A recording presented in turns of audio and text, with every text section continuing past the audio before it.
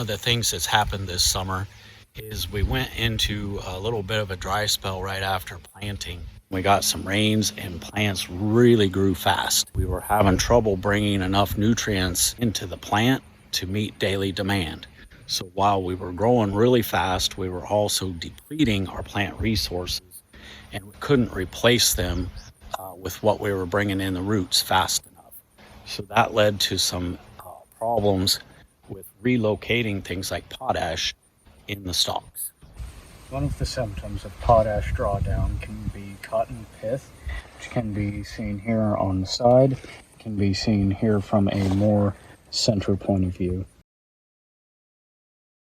One of the problems with potash drawdown, typically it's a natural part of the plant cycle, and we like to see it happening during pollination, following pollination. This year we started seeing a lot of it before pollination got started, maybe a month earlier than usual. So as that plant's growing really rapidly, instead of replacing potash coming up through the roots, it's starting to rob the stalk of potash early. And one of the consequences of that, as we got closer to pollination timing, the plant was already running out of potash. And the plant kind of chooses to emphasize ear or tassel. It's basically on a potash budget.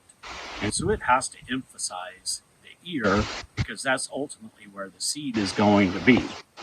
So basically the tassel extension slowed down and ear maturation continued at a normal pace.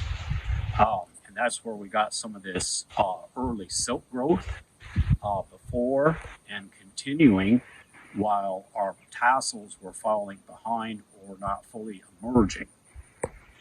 So basically, as the pollen drop was really light, we had a lot of silks continuing to grow and cover or umbrella silks that were underneath of that and shielding them from what pollen drop there was.